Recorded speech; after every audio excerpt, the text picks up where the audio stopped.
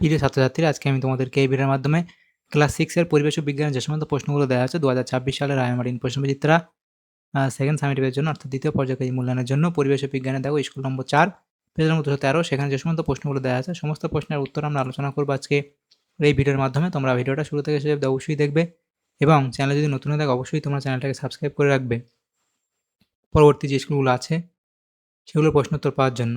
আর এর আগের যে স্কুলগুলো ছিল সেগুলোর প্রশ্নোত্তর আমরা আলোচনা করে দিয়েছি 1 থেকে 3 অবধি। 1, 2, 3 এই 3টে স্কুলের প্রশ্নোত্তর আলোচনা করে দেওয়া হয়েছে। প্লেলিস্ট থেকে তোমরা সেই প্রশ্ন উত্তরগুলো পেয়ে যাবে, সেখান থেকে তোমরা দেখে নিও সেই প্রশ্ন উত্তরগুলো। আজকে আমরা আলোচনা করব এই 4 নম্বর স্কুলের প্রশ্ন উত্তরগুলো এবং এই যে প্রশ্ন উত্তরের পিডিএফ তোমরা পরবর্তীতে আমাদের টেলিগ্রাম চ্যানেল থেকে পেয়ে যাবে। ডেসক্রিপশনে আমাদের টেলিগ্রাম চ্যানেলের লিঙ্ক দেওয়া হয়েছে, সেখানে তোমরা যুক্ত হয়ে যাবে, তাহলে তোমরা পিডিএফগুলো পরবর্তীতে সেখান থেকে পেয়ে যাবে। 4 নম্বর স্কুল দেখো এখানে কী বলা হয়েছে। একের দাগে বলা আছে কি, সঠিক উত্তরটি নির্বাচন করো। একের দাগের একের প্রশ্ন, আগ্নেয়গিরি থেকে নির্গত লাভার পরিবর্তিত রূপ হলো, তাহলে সেটা হবে অপশান বি অর্থাৎ আগ্নেয় শিলা। এর পরবর্তী প্রশ্ন, প্রাকৃতিক গ্যাসের প্রধান উপাদান হলো, তাহলে প্রাকৃতিক গ্যাসের প্রধান উপাদান হলো কি মিথেন। এর পরবর্তী প্রশ্ন, একটি লব্ধরাশির উদাহরণ হলো, তো এখানে দেখো সেটা হবে বেগ, অপশান সি। তার পরবর্তী প্রশ্ন, মানুষের উচ্চতা সাধারণত মাপা হয়, তাহলে সেটা হবে সেন্টিমিটার স্কেলে। এর পরবর্তী প্রশ্ন, বায়ুচাপ সর্বোচ্চ হয়, বায়ুচাপ সর্বোচ্চ হয় কোথায়, সমুদ্রপৃষ্ঠে, অপশান বি। এর পরবর্তী প্রশ্ন দেখো, ওজন পরিমাপক যন্ত্রের নাম, ওজন পরিমাপক যন্ত্রের নাম কি, তাহলে সেটা হবে স্পিরিং তুলা যন্ত্র। এর পরবর্তী প্রশ্ন দেখো যে হাতুড়ি দিয়ে ঘণ্টায় আঘাত করলে ড্যাশ শক্তি শব্দ শক্তিতে রূপান্তরিত হয়, তাহলে কী হবে, যান্ত্রিক শক্তি শব্দ শক্তিতে রূপান্তরিত হয়। পরবর্তী প্রশ্ন, গভীরতা বৃদ্ধির সঙ্গে সঙ্গে জলের চাপ সেটা কীভাবে বৃদ্ধি পায়, অপশান এ হবে সঠিক উত্তর। এর পরবর্তী প্রশ্ন কি, পরবর্তী প্রশ্ন 9 দাগে বলা আছে দেখো, ড্রপার ব্যবহার করে পেনে কালি ভরা সম্ভব হয়, তাহলে এখানে আমাদের কোনটা সঠিক উত্তর হবে, সেটা হবে বায়ুচাপে, অপশান এ। 10 দাগের প্রশ্ন বলা আছে দেখো, অতিরিক্ত CO2 যুক্ত রক্তকে বলা হয়, এখানে দূষিত রক্ত, অপশান বি হবে সঠিক উত্তর। এর পরবর্তী প্রশ্ন, অচল অস্থিসন্ধি দেখা যায়, সেটা হবে মাথার খুলিতে। এর পরবর্তী প্রশ্ন কি, লোহার আকরিকের নাম, সেটা হবে অপশান বি অর্থাৎ এখানে হবে হিমাটাইট। তো এখানে দেখো যে এমসিকিউ টাইপ প্রশ্নগুলো ছিল সেগুলো আমরা আলোচনা করলাম। এর পরবর্তী যে প্রশ্নগুলো এখানে আছে দেখো, তাহলে এমসিকিউ প্রশ্ন 12টা প্রশ্ন ছিল সেগুলো এখানে হয়ে গেল। এর পরবর্তী যে প্রশ্নগুলো আছে সেগুলো দেখো এখানে কি বলা আছে, পরবর্তী প্রশ্নগুলো দেখো 2 এর দাগের প্রশ্ন। 2 এর দাগে এখানে আমাদের বলা হয়েছে কি, যে নিম্নলিখিত প্রশ্নগুলির নির্দেশ অনুযায়ী উত্তর দাও। এখানে 10টা প্রশ্ন আমাদের 1 নম্বর করে দেওয়া হয়েছে, এখানে 10 নম্বর দেওয়া আছে। 2 এর দাগের 1 প্রশ্ন কি বলা আছে দেখো, তরল পদার্থের আয়তন পরিমাপক যন্ত্রের নাম কি, তরল পদার্থের আয়তন পরিমাপক যন্ত্রের নাম কি, সেটা হবে মাপনী চোঙ। তাহলে তরল পদার্থের আয়তন মাপক যন্ত্রের নাম কি, সেটা হবে মাপনী চোঙ। এর পরবর্তী প্রশ্ন কি, পরবর্তী প্রশ্ন হচ্ছে তরলের প্রকৃতির সঙ্গে ঘর্ষণের সম্পর্ক কি, তাহলে তরলের প্রকৃতির সঙ্গে ঘর্ষণের সম্পর্ক হলো, সেটা আমি তোমাদের এখানে লিখে দিই, তোমরা সেটা কি লিখবে, যে তরলের প্রকৃতি মসৃণ হলে ঘর্ষণ কম হয়, তরলের প্রকৃতি মসৃণ হলে, তরলের প্রকৃতি মসৃণ হলে, তরলের প্রকৃতি মসৃণ হলে সেটা কী হবে, তরলের প্রকৃতি মসৃণ হলে ঘর্ষণ কম হয় এবং তরলের তরলের প্রকৃতি বা এখানে তরলের প্রকৃতি খসখস লিখবে। তরলের প্রকৃতি দেখো তরলের প্রকৃতি অমসৃণ হলে ঘর্ষণ বৃদ্ধি পায়, ঘর্ষণ এখানে হবে বৃদ্ধি পায়। এর পরবর্তী প্রশ্ন কি, শূন্যস্থান পূরণ করো। এখানে বলা আছে কি, দেখো এখানে যে প্রশ্নটা আছে বলা আছে দেখো, রান্নার কাজে ব্যবহৃত এলপিজিতে তরল থাকে, সেটা হবে বিউটেন ও প্রোপেন, তাহলে সেটা হবে বিউটেন ও প্রোপেন, বিউটেন ও প্রোপেন। এর পরবর্তী প্রশ্ন কি, আচ্ছা এই প্রশ্নটা একবার তোমরা দেখে নিও এই ক্লাস 4 থেকে। পরবর্তী 4 দাগের প্রশ্ন বলা আছে, পরবর্তীতে লোহার সঙ্গে কোন ধাতু মিশিয়ে স্টেনলেস স্টিল তৈরি হয়, সেটা হবে ক্রোমিয়াম ও নিকেল মিশিয়ে, ক্রোমিয়াম ও নিকেল।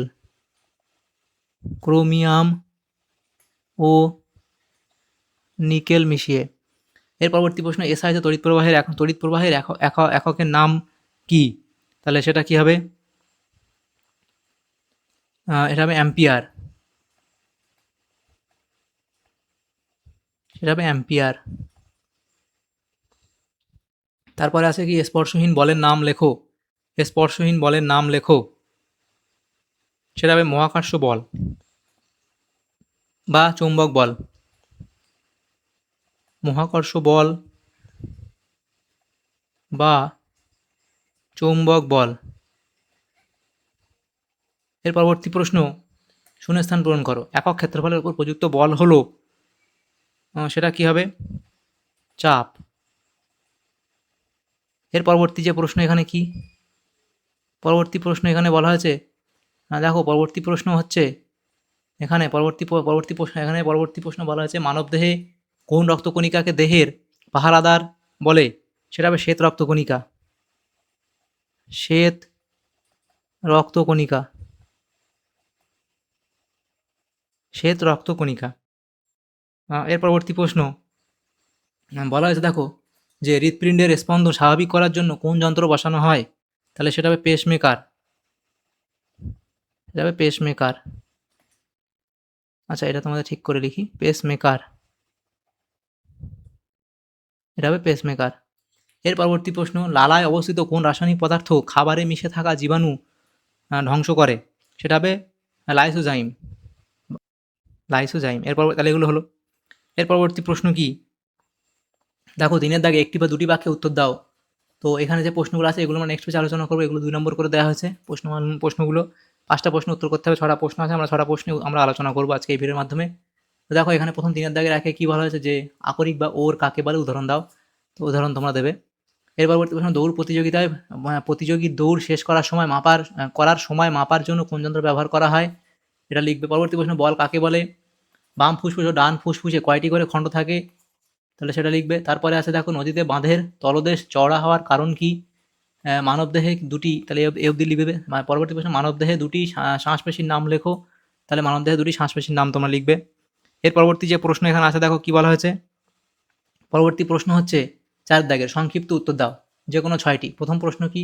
আচ্ছা, এখানে যে প্রশ্নগুলো আছে 8টা প্রশ্ন আমরা আলোচনা করব নেক্সট পেজে। প্রথম প্রশ্ন, জীবাশ্ম জ্বালানি কাকে বলে?